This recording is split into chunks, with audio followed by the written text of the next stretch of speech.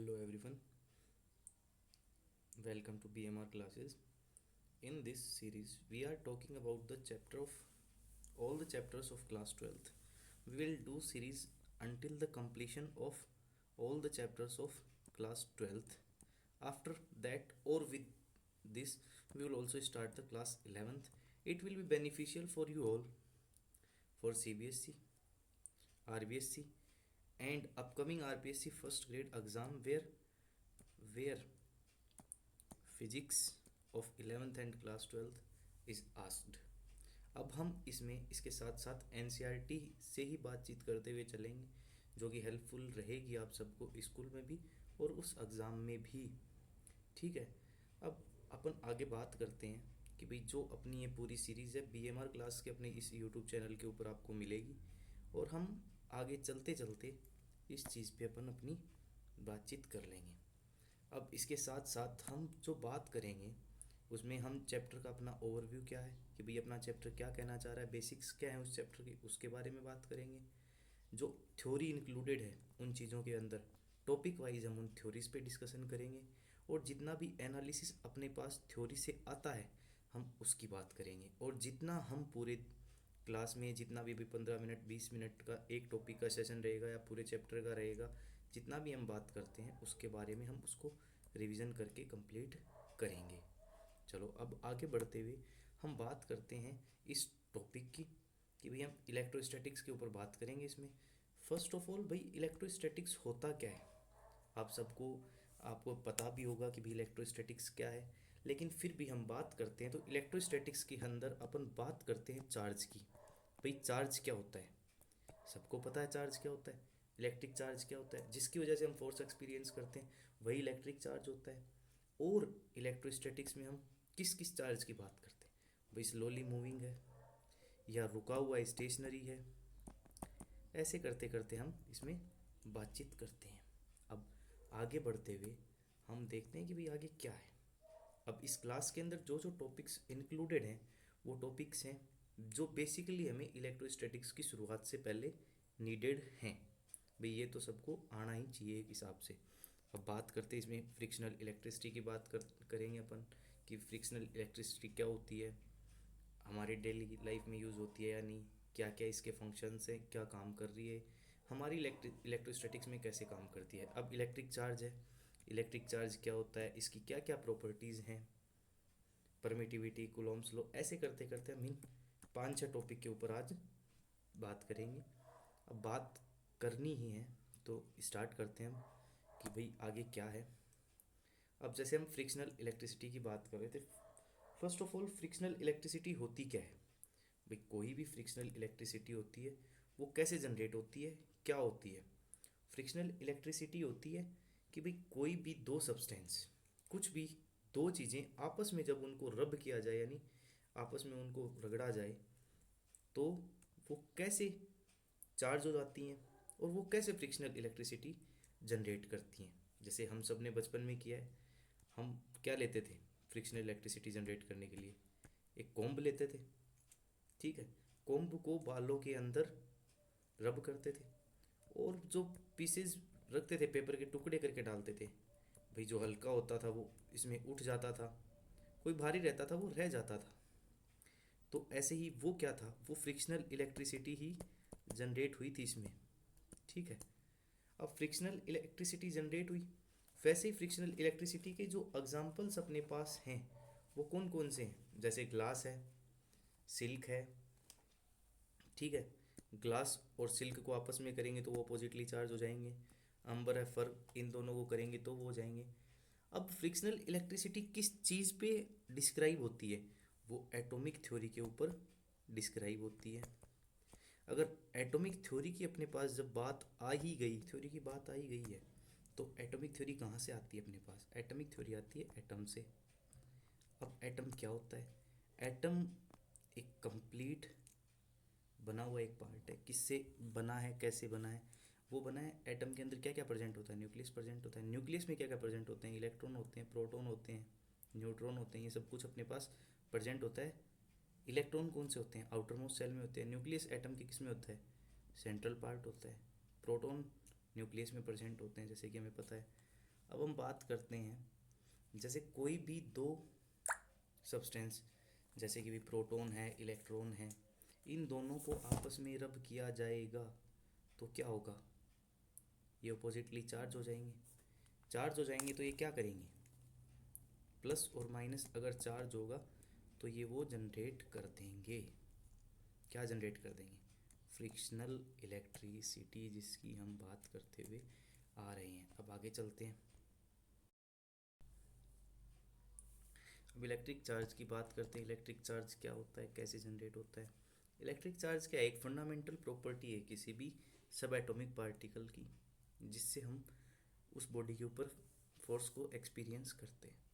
ये किस किस वे से जनरेट होता है, आगे जब हम बात करेंगे उसमें हम डिस्कस करेंगे इलेक्ट्रिक फील्ड, मैग्नेटिक फील्ड, जिनकी वजह से इलेक्ट्रिक चार्ज जनरेट होता है। अब इलेक्ट्रिक फील्ड, मैग्नेटिक फील्ड क्या होता है, अपने आने वाले लेक्चर्स में इनके बारे में अपन बात करेंगे। इलेक्ट्रिक चार्ज पॉजिटिव भी हो सकता है, नेगेटिव भी हो सकता है। अभी के लिए हम इतनी ही बात करेंगे कि भाई ये पॉजिटिव भी हो सकता है और ये हो सकता है नेगेटिव भी। हमारे यहाँ अब जो काम आएगा वो क्या आएगा भाई, इसकी जो प्रॉपर्टीज़ हैं कि इलेक्ट्रिक चार्ज की जो जो प्रॉपर्टीज़ हैं वो हमारे अब काम आएंगी।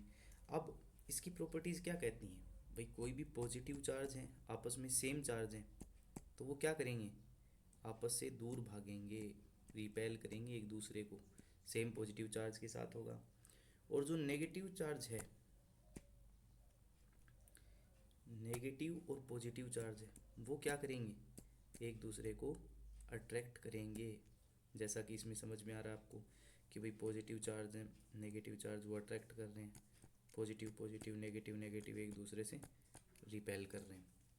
अब दूसरी प्रॉपर्टी है इसकी क्या, कंजर्वेशन ऑफ चार्ज, चार्ज को कंजर्व कैसे करते हैं। ये सारा सिस्टम एकदम कंजर्व्ड है। किसी भी बॉडी के अंदर भी किसी भी जगह चार्ज होगा तो क्या रहेगा, कांस्टेंट रहेगा।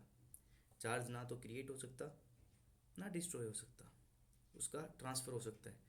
जैसे हमने पीछे फ्रिक्शनल इलेक्ट्रिसिटी में वाले में बात की, वो चार्ज की वजह से ही था कि भाई एक दूसरे को रब किया, चार्ज जनरेट हो गया, चार्ज एक दूसरे पे ट्रांसफ़र हो गया ना, तो वो बॉडी के अंदर एनर्जी फील होने लगी। तो वैसे ही क्या है, इसमें कंजर्व्ड रहता है चार्ज। किसी भी चीज़ के अंदर चार्ज है तो वो कंजर्व्ड रहेगा, वो सिर्फ ट्रांसफ़र हो सकता है एक बॉडी से दूसरी में, तो ना तो वो क्रिएट हो सकता ना डिस्ट्रॉय हो सकता। इतना ही ध्यान हमें इसमें रखना है।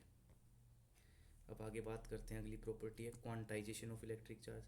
क्वांटाइजेशन क्या होता है, ये कहता है कि क्वांटाइजेशन क्वांटाज की फॉर्म में आता है। जैसे क्वांटाज की बात करते हैं तो क्वांटाज की फॉर्म में आता है, मतलब नंबर्स की फॉर्म में आता है वो चार्ज अपने पास। भाई 1 यूनिट चार्ज आ गया, 2 यूनिट, यूनिट क्या है अपने यहाँ कूलम्ब, चार्ज की क्या यूनिट है, कूलम्ब है, ठीक है। अब वो कह रहा है कि चार्ज क्या होता है, वो इंडिविजुअल यूनिट में आता है, वो पॉइंट में नहीं आता कभी, जैसे 0.1 0.5 ऐसे नहीं आता, वो एक होल नंबर में आता है। अब उसमें चार्ज जो कैरी कर रहा है इलेक्ट्रॉन, अब इलेक्ट्रॉन के ऊपर कितना चार्ज है, एक इलेक्ट्रॉन के ऊपर चार्ज है 1.6 इंटू 10⁻⁹ कूलम्ब। ये हम सब पढ़ चुके हैं अपने 9th 10th में भी, ये सारी चीज़ें हैं, सबको पता है। इलेक्ट्रिक चार्ज टुकड़ों में नहीं जा सकता, ये क्वांटाज इस बात को कहते हैं। जो एन है वो यहाँ पे अपन ने 1 और 2 को रिप्रेजेंट करता है, Q equals to N E, ठीक है। तो ये क्वांटाइजेशन हो गया इलेक्ट्रिक चार्ज का। अब एडिशन ऑफ इलेक्ट्रिक चार्ज वो आपस में ऐड कर सकते हैं हम, कैसे, जैसे एलजेब्रिकली अपन एडिशन करते हैं, जैसे 1+4 5+6 ऐसे, ये 5 यूनिट हो गए, ये 11 हो गया, ऐसे करके। जैसे ही कोई किसी भी कंप्लीट बॉडी के अंदर कितने भी टुकड़े हो सकते हैं, Q1 Q2 Q3 ऐसे करके n तक जा सकता है, तो एक बॉडी के अंदर Q चार्ज हो जाएंगे। तो एडिशन की प्रॉपर्टी भी फॉलो करता है, कौन करता है, इलेक्ट्रिक चार्ज करते हैं। अब हम आगे बात करते हैं किसकी, परमिटिविटी की। परमिटिविटी क्या होती है, परमिटिविटी होती है कि प्रॉपर्टी होती है किसकी, किन्हीं भी दो चार्ज होते हैं उनकी प्रॉपर्टी होती है किसकी, इंट्रैक्शन की। वो इंट्रैक्ट एक दूसरे से कैसे करते हैं, उनका मीडियम क्या बनता है। जो मीडियम बनता है, मीडियम क्या अब्जॉर्व करता है चार्ज को, या फिर वो न्यूट्रल कोई बॉडी है, या कोई ऐसा मीडियम है जो इसमें से चार्ज को कंजर्व कर लेता है, चार्ज कम ट्रांसफ़र होगा या ज़्यादा होगा, ये कैसे पता चलेगा। ये पता चलता है उस मटेरियल की परमिटिविटी से, भाई वो अपने अंदर से कितना कितना चीज़ें पास होने दे सकता है, कितना चार्ज पास होने दे सकता है। अब इसमें हम बात करते हैं इस चीज़ की कि भाई जो परमिटिविटी है वो अपन कैसे डिस्क्राइब करते हैं। इसमें आगे अपन अभी बात करेंगे कूलॉम लॉ की, जिसमें हम के को समझेंगे भाई के क्या चीज़ है। अब परमिटिविटी इसमें के वन भी होती है, नॉर्मली ये होती है रिलेटिविटी, रिलेटिव परमिटिविटी, ठीक है। अब रिलेटिव परमिटिविटी क्या होती है, किन्हीं भी बॉडी के बीच में, दो चीज़ों के बीच में इलेक्ट्रिक स्टैटिक फोर्स किस किसके मुकाबले में, उस मीडियम के मुकाबले में उसी दूरी पे जो फोर्स लग रहा है उसके, उसको क्या बोलते हैं अपन, उसको बोलते हैं अपन के, दैट इज रिलेटिविटी परमिटिविटी, मतलब रिलेटिव परमिटिविटी, ठीक है। अब जहाँ बात कर रहा एयर के लिए कितनी हो गई, वन होगी, कोई भी चार्ज ट्रांसफर हुआ एक दूसरे से इधर तो क्या हो गया, उसमें कोई लॉस नहीं हुआ, के वन हो गया। मेटल्स के लिए क्या होगा, इनफाइनाइट हो जाएगा। अब ये बात करें तो force between two charges depend on the nature of intervening medium, मैंने अभी बताया कि भाई जो मीडियम है उसके ऊपर डिपेंड करेगी क्या परमिटिविटी बात करेगी। भाई जैसे ग्रेविटेशनल फोर्स है वो इंडिपेंडेंट है किसी भी मीडियम से, उसमें डायरेक्ट ट्रांसफर हो जाएगा, ग्रेविटेशनल फोर्स आएगा तब। ऐसे ही अब अगर अपन बातें आगे करेंगे, ये यहाँ पे कूलॉम्स लॉ के बारे में बात करते हुए उसको दे रखा है कि भाई के की जो वैल्यू है उसको अपन क्या लेते हैं, 9 × 10⁻⁹ नैनोमीटर स्क्वायर पर कूलॉम स्क्वायर, ठीक है जी। चलो आगे चलते हैं, आगे बढ़ते हैं। अब बात करते हैं कूलॉम्स लॉ की। कूलॉम्स लॉ क्या होता है, ये क्या है, कूलॉम्स लॉ बोलता है कि फोर्स है किसी भी बॉडी पे, वो डायरेक्टली प्रोपोर्शनल किसके है, चार्ज के, चार्ज के, और इन्वर्सली प्रोपोर्शनल किसके है, रेडियस के, दूरी के, स्क्वायर के, ठीक है। अब ये बात बोलता है कूलॉम्स लॉ। इसमें एफ क्या है, इलेक्ट्रोस्टैटिक फोर्स है। इलेक्ट्रोस्टैटिक्स फोर्स को डिफाइन करता है कि कोई भी दो पॉइंट चार्ज हैं वो डायरेक्टली प्रोपोर्शनल, उनका मैग्नीट्यूड डायरेक्टली प्रोपोर्शनल किसके होगा, इलेक्ट्रोस्टैटिक फोर्स के, और जितनी दूरी बढ़ेगी उतना ही वो फोर्स कम होता जाएगा, कम होगा तो इसका मतलब वो इन्वर्सली प्रोपोर्शनल उसके हो गया, 1/r² की दूरी पे, जितना पास होगा और जितना दूर होगा उतना ही वो फोर्स का, भाई जितनी भी दूरी हुई उससे वो फोर्स कम ज़्यादा होगा दूरी के अकॉर्डिंग। अब कैसे आया, अब जो इसका कांस्टेंट आता है प्रोपोर्शनलिटी कांस्टेंट, Q1Q2/r²। अब जो इसके बाद अपने पास प्रोपोर्शनलिटी, यहाँ बात करते हैं प्रोपोर्शनलिटी कांस्टेंट आया, उसको हमने क्या डिफाइन कर दिया, के Q1Q2/r²। अब यही तो डिफाइन किया हमने यहाँ पे। अब के को अपन ने क्या बोल दिया, 1/4πε0, ठीक है। अब फोर्स इक्वल्स टू के Q1Q2/r², ठीक है जी। ये यहाँ r² आ जाएगा, ये रब कर देता हूँ मैं, यहाँ आ जाएगा r², ठीक है। चलो अब आगे चलते हैं। अगला है अपना सुपरपोजिशन प्रिंसिपल। सुपरपोजिशन प्रिंसिपल को सबको पर मालूम है कि कोई भी चार्ज होगा वो कितनी डायरेक्शन में फोर्स एक्सर्ट करता है। भाई ये फोर्स F1 है, ये इस डायरेक्शन में है, ये F2 है, ये इस डायरेक्शन में है, ये F3 है, इस डायरेक्शन में है। जो सुपरपोजिशन प्रिंसिपल है वो इन सब का सम इसके ऊपर जो फोर्स एक्सर्ट कर रहे हैं उसको बोल देता है कि भाई इंडिपेंडेंट है सब।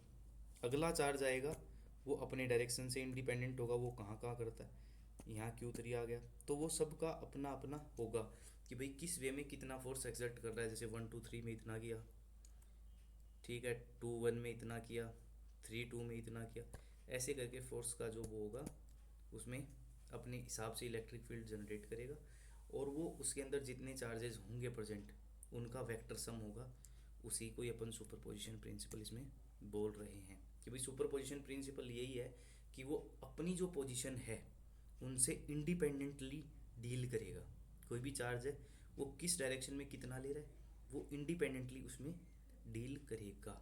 चलो अब आगे बढ़ते हैं। आगे अब कंडक्टर इंसुलेटर। कंडक्टर इंसुलेटर की जब भी बात करते हैं तो सबको पता है कि कंडक्टर क्या होता है, इंसुलेटर क्या होता है। अब कंडक्टर्स होते हैं कौन से? कंडक्टर्स वो होते हैं जो मटेरियल को अंदर से इलेक्ट्रिसिटी पास होने दें आपस में। जैसे हम बात करते हैं तो इलेक्ट्रिसिटी की जब भी बात करते हैं तो इलेक्ट्रिसिटी पास होती है। भाई एक पानी लिया, हम मानते हैं कि पानी बहुत बढ़िया कंडक्टर है। वाटर की बात कर रहे हैं अपन यहाँ पे, भाई बहुत बढ़िया कंडक्टर है। वो कैसे है? उसके अंदर, पानी के अंदर जो इलेक्ट्रॉन्स फ्लो होते हैं उसमें एटम टू एटम वो कनेक्ट कर देते हैं। जैसे दो वायर पानी में डुबो दिए, वो ऑटोमेटिकली बल्ब जलने लग जाएगा। ये एक्सपेरिमेंट सबने किया है, पहले हम पढ़ गए हैं। वो किसकी वजह से था? भाई इसके अंदर जो इलेक्ट्रॉन्स प्रेजेंट हैं उसकी वजह से वो था। अब वो कंडक्टर क्या करते हैं? हीट ट्रांसमिट करते हैं। एक नॉन मेटल में अपने पास सबसे बड़ा कंडक्टर कौन है? सबको पता है, जो पेंसिल की लीड होती है, जो कार्बन की बनी होती है, ठीक है, उस वो सबसे बड़ा कंडक्टर है। और इंसुलेटर, इंसुलेटर वो है जिससे हम इलेक्ट्रिसिटी कंडक्ट नहीं कर सकते, हीट पास नहीं कर सकते, एकदम इंसुलेट कर दे किसी भी बॉडी को, वो है इंसुलेटर। अब कंडक्टर्स भी अलग अलग टाइप के हैं। भाई कोई कम कंडक्ट करता है, कोई ज़्यादा करता है। इनके बीच की एक फेज आता है जो आता है सेमीकंडक्टर, कि भाई कर भी दे नहीं भी करे, ठीक है। ऐसे बात करते हैं हम यहाँ पे, समझ रहे हो सभी? सेमीकंडक्टर, तो ये कंडक्टर इंसुलेटर हो गया। और अब आगे, आज की क्लास में इतना ही। हमने कंडक्टर इंसुलेटर तक बात कर लिया आज। अब हम कल से अपने चैप्टर का जो स्टार्टिंग है, जहाँ से अपने को 8, मेरे ख्याल से 8 नंबर का मैटर आपको इसमें मिल जाएगा अगली क्लास में, कि भाई इलेक्ट्रिक फील्ड क्या होती है, इलेक्ट्रिक फील्ड की इंटेंसिटी क्या होती है, किसी पॉइंट पे इलेक्ट्रिक फील्ड कैसे काम करता है एक्सियल लाइन पे। इसमें इलेक्ट्रिक डाइपोल की बात आ जाएगी अपने पास। तो अगली क्लास में हम इन सब पे बात करेंगे। तब तक के लिए बने रहिए हमारे साथ। Okay, thank you.